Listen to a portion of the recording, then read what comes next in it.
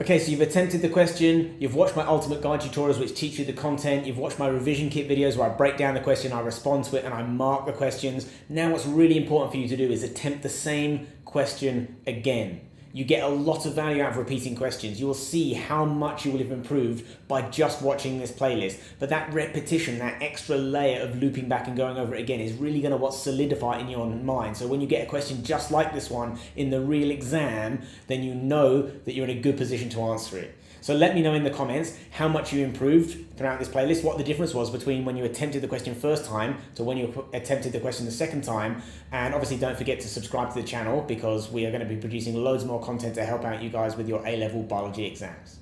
To get more biology videos from me, subscribe to the channel, and of course don't forget to try out my complete A-level course in the free trial over on the Tailored Tutors website. Up next, you can transform your grade in about an hour with my grade transformations playlist, or you can watch the video that's been magically selected for you from the people at YouTube.